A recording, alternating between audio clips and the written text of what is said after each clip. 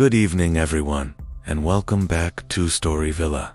Tonight, we set out into the icy, unforgiving wilderness of Alaska to uncover 10 of the most disturbing true horror stories ever reported from the last frontier. These chilling accounts come directly from emergency operators, researchers, seasonal employees, and bush pilots, ordinary people who stumbled upon something extraordinary. Something that defied explanation. Each testimony is a documented nightmare, drawn from Alaska's most isolated reaches, places where the extreme cold preserves more than just human remains, and where the endless, suffocating darkness hides truths no one was meant to find. The evidence for these stories has been collected from archived case files, private journals, and recorded transmissions that were never supposed to leave the dark corners they were buried in. If you're joining us for the first time, don't forget to subscribe to Untold Fears for daily true horror content designed to shake you to your core. And be sure to tap that notification bell so you'll know exactly when the Arctic winds begin carrying whispers of terror again. Now, gather your courage, because we are about to step into the frozen heart of Alaska's most unsettling mysteries. The map ends, and nightmares become reality in temperatures cold enough to take your life in mere minutes. 3 winters ago, I was working dispatch for the Alaska State Troopers when I received a call that still keeps me awake at night. My name is Marcus, and I've been handling emergency communications in Anchorage for over 15 years. In that time, I've dealt with everything you can imagine: domestic disputes, car crashes in whiteout conditions, lost hikers, bear maulings, overdoses, but nothing in my career prepared me for what I heard on my headset during one frigid night shift on February 14, 2022. That winter had been merciless. For nearly 2 weeks, the thermometer hadn't climbed higher than -30 degrees, the kind of cold that makes your bones ache and turns your breath into shards of ice before you can even exhale. Because of the weather, most people had the sense to hunker down indoors. So our call volume was unusually quiet, just the occasional welfare check, or the usual cabin fever disputes from people stuck inside too long. At precisely 2:47 a.m., my console lit up with an incoming emergency line. The number was unfamiliar, but that wasn't unusual. We often got calls from borrowed phones, old landlines, even satellite connections. What was strange was the crystal clear quality of the call. Normally, rural connections came through full of static, cutouts, or that hollow delay you get from satellites. But this voice came through like the man was standing in the next room. Alaska State Troopers, this is Marcus. What's your emergency? I answered. The voice that responded was male, middle-aged, with a faint Russian accent. He spoke slowly and deliberately, like he was weighing every word before releasing it. My name is Dmitry Volov, he said. I'm calling to report my own death. For a moment, I just sat there, frozen. My first thought was that this was a prank, or maybe someone in the middle of a psychological break. We do get calls like that, especially in the endless darkness of Alaskan winters, when isolation and depression hit people hard. Sir, could you repeat that? I asked carefully. Are you saying you're injured or in danger? No, he said calmly. I am not injured. I am dead. I died 3 days ago in my cabin near Titna. My body is still there. Someone should come for it before the wolves do. The tone of his voice sent a chill through me. He wasn't agitated. He wasn't crying. He wasn't confused.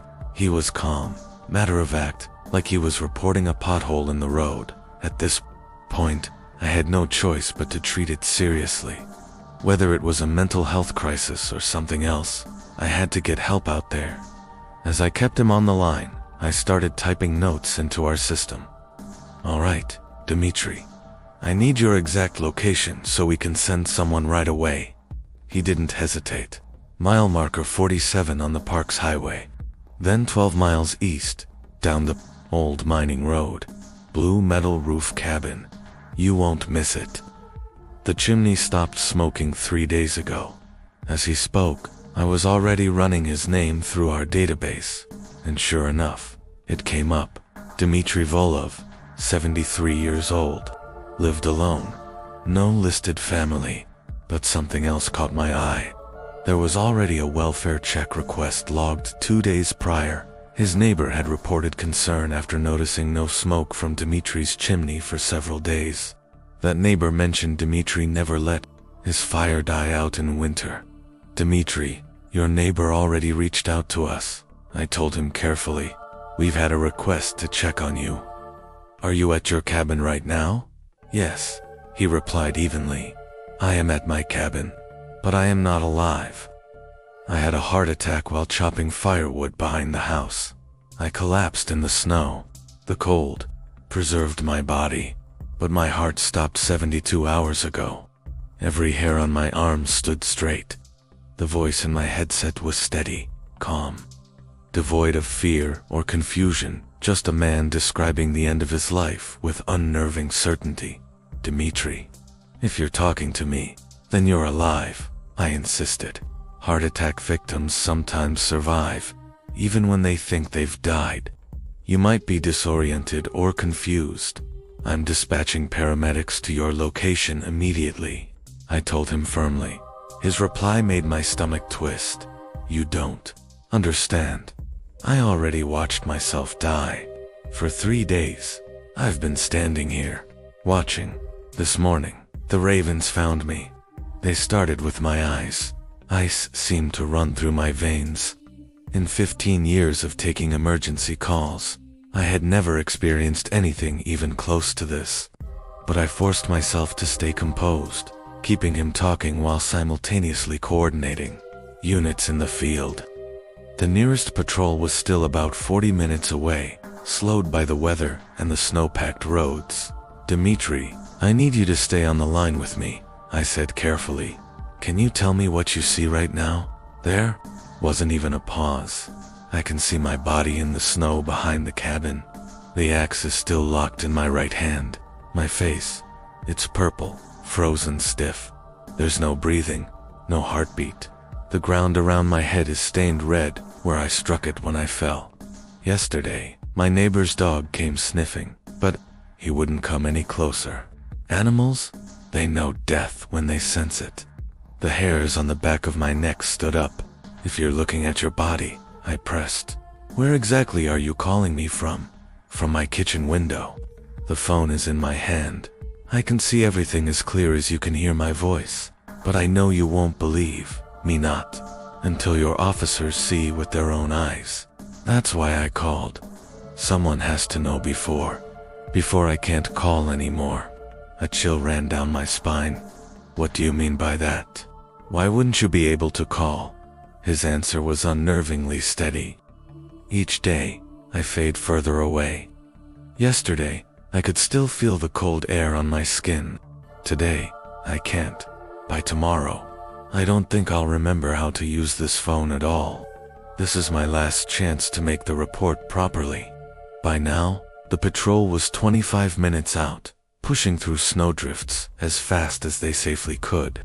I held him on the line, part of me following procedure, and another part clinging to the eerie consistency in his story.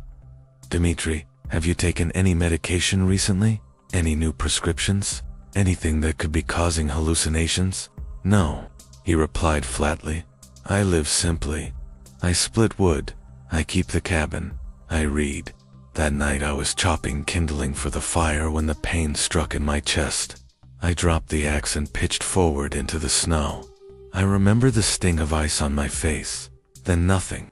When I opened my eyes, I was standing inside, looking at myself lying there. I swallowed hard. Is there anyone else out there? Anyone who could be playing a trick on you?" "No. The closest soul is 12 miles away. The mining road isn't cleared in winter. No one comes this far except the mail plane, and it already came last week." The patrol unit radioed in. They had reached mile marker 47 and were turning onto the old mining track. I instructed them to approach carefully, to be ready for anything. "Dmitry, officers are almost there," I said, my voice shaking despite myself. "They will find my body out back, by the woodpile. Tell them to look for the cabin with the blue metal roof. And please tell them I'm sorry for the trouble. You don't need to apologize, I assured him. We're here to help. You can't help the dead, but you can make sure the body is handled with respect. I've lived here for 37 years. I deserve a proper burial. The radio crackled again. Officer Martinez. Dispatch, we've got eyes on the cabin. Blue roof, no lights, no smoke. From the chimney, approaching on foot now. Moments later, his voice came back, tense and clipped. Dispatch, we've located a body behind the cabin. Elderly male. Deceased for several days. Looks like cardiac arrest. Coroner needs to be notified. My eyes darted to my console. The call was still live, the line still active. Dimitri, are you still with me? I asked. There was only silence. Dimitri, can you hear me? Still nothing. And then something. A sound that froze me where I sat. Breathing, but not human. It was wet, rattling. The hollow drag of air through a crushed WINDPIPE. Then the line went dead. Officer Martinez radioed in more details. The body was frozen solid, dead for at least 3 days. The axe was still clutched in the man's right hand, just as described. No foul play, clear cardiac arrest. But then Martinez added something that made my blood run colder than the snow. Outside, there was no electricity to the cabin. The generator had been dry for days, and the phone line. It had been cut off since the previous winter, when a tree collapsed over the wires. I sat staring at my screen in disbelief. The call had lasted 37 minutes. I had 47 full pages of typed notes. But the number that appeared on the caller ID, it had been disconnected nearly a year earlier. I never officially reported the call for what it was. Who would believe me? My log entry said only that we'd received an anonymous welfare tip. But I saved those 47 pages of notes, and I still have them today. 6 months later, I requested a transfer to another department. I couldn't face another night shift after that. And yet, every time I drive past Talkeetna, I think about Dmitry Volov, and I wonder, how many other voices are calling from dead lines, reporting deaths that already happened, pleading for help that will never come. The coroner ruled it a simple cardiac arrest. Official records stated that Dmitry Volov had been dead for 3 days before troopers discovered his body. But I'll never forget the way his voice carried over that dead phone line. I believe Dmitry was still trying to do the right thing, even after death. He called to report his own passing, because that's what a responsible man does. The phone company insists that no calls were made from that disconnected number on February 14, 2022. They say it's impossible. Yet I sat there for 30 minutes, listening, speaking with him, and typing 47 pages of notes that I still keep to this day. My colleague, Isabella Martinez, was a wildlife photographer who spent over 8 years documenting the remotest corners of Alaska for National Geographic. I first crossed paths with her back in 2019. When I was working as a field guide for researchers and photographers who needed someone who truly knew Alaska's unforgiving wilderness. Isabella stood apart from the rest. She wasn't just skilled, she was meticulous, almost obsessive, with a strange gift for capturing things that other photographers' lenses seemed to miss. While most preferred the comfort of Alaska's short summers, Isabella chased the winter. She claimed the cold stripped everything down to its truth land. The wildlife, even the light itself. Her portfolio was filled with haunting images, packs of wolves pressing through blizzards, herds of caribou crawling across endless frozen tundra, the aurora borealis blazing over walls of crystalline ice. Then, in December 2021, Isabella told me about a solo expedition she was planning. Her destination, the Wrangell Mountains. Her goal was to photograph something she called ice ghosts, a phenomenon she believed occurred only in the depths of winter. According to her research, in extreme cold snaps, moisture in the air could freeze around abandoned objects, forming eerie figures that resembled frozen spirits. She had identified the perfect site, an abandoned mining settlement roughly 60 miles northeast of McCarthy. Deserted since the 1940s, Isabella rented a cabin from a local outfitter and mapped out a 2-week stay with her equipment. I strongly advised against it. The area was brutally remote. Temperatures dropped to -50, and there was no cell coverage whatsoever. But Isabella was determined.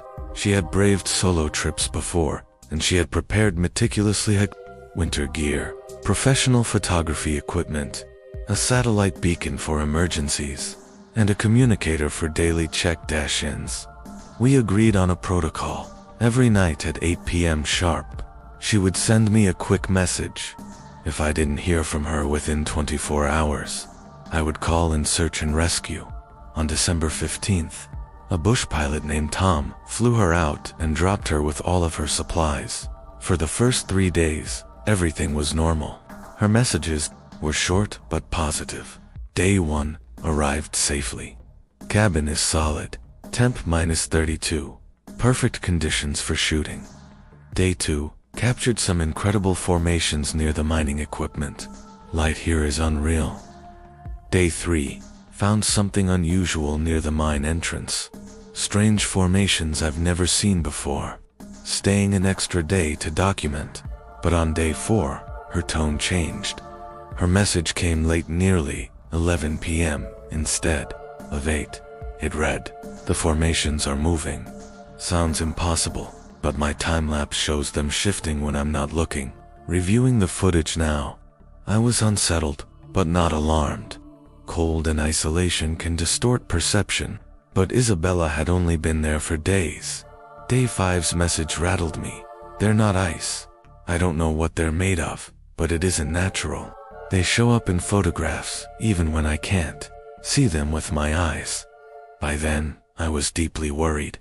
I messaged back, offering to arrange an early pickup. She didn't respond. Day 6. They know I'm photographing them. Each image I review, there are more of them. They're either multiplying or drawing closer. I can't tell which. Day 7. There are pictures on my camera I didn't take. The timestamps say they were taken while I was asleep. Someone or something is using my equipment. That was when I called Tom and asked him to do a flyover. Weather conditions were deteriorating, but he promised to check on her once the storm eased. Day 8. The new photos show the inside of the cabin. They show me sleeping in my bunk, and in the background, shapes.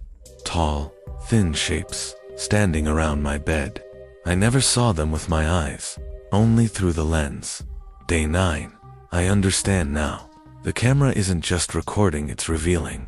These aren't ice formations, and they aren't ghosts. They exist in a spectrum of light our eyes can't see. They've always been here. Tom managed to fly over on day 10, from the air. He said everything looked fine. Smoke rising from the chimney, her gear laid out in the snow. No signs of distress, but he couldn't land due to the weather. That same day, her message came in. I've reviewed all my photos. The figures appear in every shot, even on day 1. They were here before I arrived. I think they've always been here. Day 11, left the camera running overnight with a motion trigger. This morning there were 847 new photos. Every one shows dozens of figures surrounding the cabin. Some staring through the windows, others bending over my equipment. By then, I was preparing a rescue operation, but before I could move, her day 12 message arrived. I finally understand. They want to be seen. They want to be recorded. They've been here for centuries, invisible. My camera is the first tool capable of showing them what they truly are. Day 13. They aren't hostile, just curious. When I show them the photos, they seem fascinated. It's as if they've never seen themselves before. I'm giving them what they've always wanted, proof. Her last transmission came on day 14. I'm extending my stay. This is the most important work of my life. These beings deserve to be documented properly. Tell Tom not to come yet. I'll contact you when I'm ready. That was the final message. On day 15, when no update came, I alerted search and rescue. The weather delayed the team for 2 more days. On day 17, we finally reached the cabin. Inside, we found Isabella seated at a small wooden table. Every surface around her was blanketed with printed photographs. She wasn't hurt, but she was unresponsive, locked in a trance, staring endlessly at the images laid before her.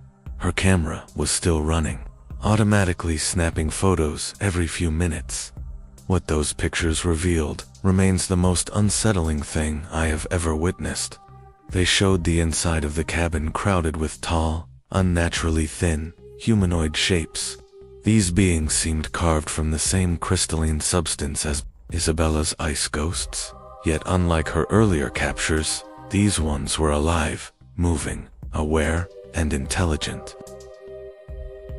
In several frames, the creatures were leaning over her gear, brushing their long fingers across the equipment. In others, they appeared to be conversing with one another in silent gestures. A handful of shots showed them standing close beside Isabella as she worked, close enough to touch her shoulder. The most disturbing images, however, were the most recent. In them, Isabella sat rigidly at the table while the figures crowded around her, some with their hands pressed against her head and shoulders. As the photos advanced chronologically, her posture slowly changed, her body becoming stiff, unnatural, almost mannequin-like. Doctors said Isabella was suffering from extreme hypothermia and dehydration, but her condition made no medical sense. Her core temperature was far too low for survival, yet somehow she was alive. Her heartbeat was reduced to just 12 beats per minute, barely a flicker. We rushed her to Anchorage General Hospital, where she remained unresponsive for 6 weeks. She would not speak, eat, or react to much of anything. Despite every medical attempt, her body temperature stayed impossibly low. When she finally spoke, her first words were chilling. "They didn't leave. They're still here," Isabella insisted. The crystalline figures had attached themselves to her somehow. She claimed she could see them everywhere now, without the aid of her camera. They walked the hospital corridors, stood at the foot of her bed, and sometimes reached out to touch the machines around her. She swore they were not malicious, only endlessly curious about the human world. Doctors labeled it severe PTSD, combined with cold-induced hallucinations. But I had seen the photos. I knew better. Even after she was discharged months later, Isabella was never the same. She became obsessed with photographing ordinary places, parking lots, malls, offices, claiming the beings were spreading out across civilization. Her final gallery show before she vanished was called The Invisible Migration. Hundreds of photos of everyday Alaskan life, all with tall, crystalline figures in the background. Unnoticed by anyone except her camera, she disappeared in September 2022. Her apartment was found abandoned, filled with camera gear and boxes of photographs. The last images on her camera were of her own bedroom. Isabella wasn't in them. Instead, the beings crowded the frame, gazing directly into the lens as though posing for one last portrait. The police called it a missing person case, but I believe she crossed into their world somewhere between visible light and whatever strange spectrum they inhabit. I kept one of her photographs. It looks like a normal cafe in downtown Anchorage, but if you stare long enough, you'll see them, thin, towering shapes among the customers, watching with an intelligence that makes your skin crawl. And lately, in the corner of my eye, I swear, I see them moving in places where no one else should be. When Rashid asked about contacting his family, the answer made his stomach knot. "There's no cell service out here, no towers for hundreds of miles," Stephen explained flatly. "We've got a satellite phone in the office, but it's for emergencies only. Workers are allowed one personal call per week. 5 minutes. No exceptions. Company policy." The weight of isolation hit Rashid all at once. 6 months without normal communication. It suddenly felt like a prison sentence. The next morning, he began his first shift at 4 a.m. He was placed at the gutting station, where endless lines of salmon moved down a conveyor belt. His task was as brutal as it sounded: slice open the belly, remove the organs, repeat, over and over, for 12 hours straight. The fish had already been sorted by size on the boats, but they still needed to be cleaned, gutted, and prepared for the next step in processing.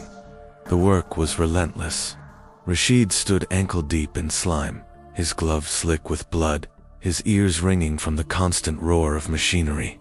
The stench was unbearable, not just the fish, not just the harsh chemical cleaners, but something else, something sweet and rotten that lingered in the air like a sickness. By the third day, his hands were rubbed raw beneath the gloves, and his back ached as though he'd aged decades. But what disturbed him most wasn't the work itself. It was the other workers. They moved like machines, their faces expressionless, their eyes fixed only on the task in front of them. They rarely spoke. They never looked at one another. They just performed as though under some spell. During lunch, Rashid whispered to Eduardo, one of the few who seemed halfway normal. "How long have these people been working here?"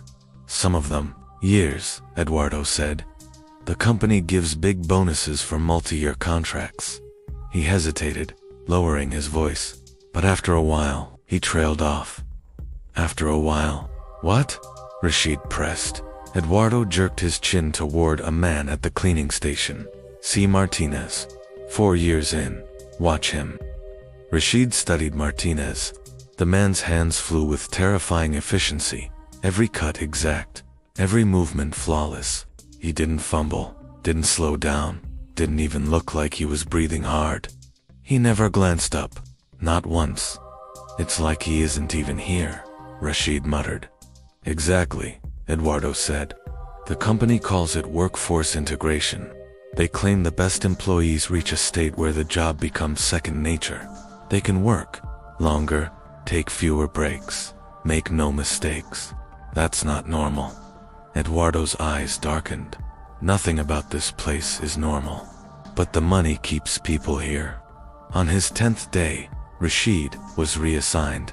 Stevens told him he'd be joining a special project in processing unit C. The assignment was only for the night shift, and it came with double pay. But there was a catch. He would need to sign a thick stack of legal documents. Page after page was filled with threats of fines, lawsuits, and criminal charges. The paperwork banned him from ever discussing the company's experimental procedures. The words felt less like a contract and more like a warning. Rashid hesitated before repeating his question. "What's in the solution?" Dr. Reeves didn't answer immediately. Instead, she kept her gaze fixed on him, her expression unreadable beneath the harsh fluorescent lights. Finally, she said in a flat tone, "It's a proprietary blend of stability. Nothing you need to worry about, as long as you follow protocol." Her words sounded rehearsed like a script she had delivered 100 times before. But Rashid couldn't shake what he had seen. Those fish weren't preserved. They were changing. Later that night, when the others had left, Rashid returned to the storage room. He couldn't help himself. His hands trembled as he pried open the lid of the oldest container, again the one labeled 2017. The fish inside were unlike anything he had seen before. Their scales had lost all trace of natural color, replaced by a pale, glassy surface that reflected the fluorescent lights like polished stone. More disturbing were the white filaments that threaded through their bodies, branching like veins, pulsing faintly as though carrying blood or something worse. One of the fish twitched when his shadow passed over it. Not a random spasm, but a deliberate, almost defensive movement. Rashid stumbled back, nearly dropping the lid. The next morning, he tried to ask Eduardo if he had ever heard of special projects like Unit C. Eduardo's face tightened. "Don't talk about it," he whispered, eyes darting toward the cameras in the ceiling. "You signed the papers. They're always watching. Just do your work, and if you see something strange, pretend you didn't." Rashid's stomach churned. The money had blinded him, but now he understood why so many of the long-term workers seemed robotic, hollowed out. This wasn't exhaustion. It was resignation. That night, Dr. Reeves reassigned him to work directly with the injection team. The hazmat suit they gave him felt suffocating, the respirator humming with every breath. He watched as the others inserted long steel needles into the salmon, pumping the clear solution into their flesh. Almost instantly, the fish convulsed, not dead, not alive, but trapped somewhere in between. Rashid forced himself to look away, but his thoughts raced. This wasn't food preservation. It was cultivation. And whatever those fish were becoming, it wasn't salmon anymore. Rashid hesitated at first, but the promise of extra pay was too tempting. Without giving the paperwork more than a glance, he signed. The place he was assigned to, Processing Unit C, wasn't inside the main cannery. Instead, it set apart, connected by a narrow, enclosed walkway. The moment he stepped inside, Rashid noticed the difference. It didn't look like a fish plant anymore. The air smelled sterile, the floors gleamed, and the machinery looked more like something from a government lab than a seafood line. The overhead fluorescence washed everything in a harsh white light that felt wrong, like he was standing inside a hospital morgue. The night supervisor, a sharp-eyed woman named Dr. Reeves, gave him a quick orientation. This wasn't just about packing salmon. They were trialing a new preservation system that required precise injections and constant monitoring. Rashid asked what was in the liquid. She brushed it off with a cool smile. Proprietary formula. Extends shelf life. Keeps the flesh firm. Very promising. The compound came from tall stainless steel tanks, delivered through tubes and injector guns. It looked like plain water, but the odor was chemical, sharp, almost like formaldehyde. Workers who handled the injections wore full hazmat suits, complete with respirators. Rashid thought it seemed absurdly over the top for food work, but then he saw what happened to the fish. Minutes after injection, their silvery pink faded into a waxy gray-white. The bodies stiffened unnaturally, their skin turning rubbery with an oily sheen. Reeves assured him it was normal, that later processing would restore the market appearance. Rashid wasn't convinced. On his third night, curiosity got the better of him. While alone in the storage room, he noticed containers marked, not from that week or even that year, but from years past. Some dated back as far as 2017. Against his better judgment, he opened one. Inside, the salmon looked exactly like the ones they had just processed that evening. No rot, no sour smell. Perfectly preserved. But when he lifted one, his breath caught. The fish was warm, not just from the room, but warm like it was alive. And God help him, its gills quivered faintly, as if drawing breath. Rashid stumbled back, dropping the fish. He realized, with mounting horror, that all of the older samples were shifting slightly, as though restless in their tubs. The oldest batch had sprouted pale, thread-like veins weaving through the flesh-like roots. That's when Dr. Reeves appeared silently behind him. "Inventory issues?" she asked. Rashid stammered about the dates. Reeves only tilted her head, her eyes cold but amused. "The compound halts decay completely. These specimens remain viable indefinitely. But you shouldn't tamper with older samples. The substance becomes unstable." Her tone made it clear. Questions were not welcome. The next day, Rashid was summoned to meet Mr. Stevens, the plant director. His office felt more like a military command center than a cannery. Stevens wasted no time. "This isn't a seafood plant," he said. "It's a research facility under government contract. The salmon operation is just a cover. You've proven useful. We'd like you to stay on permanently. The pay is generous. The work is historic, but discretion is mandatory." Rashid asked, trembling, what would happen if he said no? Stevens smiled, but his eyes were like stone. "No one refuses. Once you've seen what we do here, you're part of the family. We take care of family, and family never leaves." That night, Rashid tried to escape.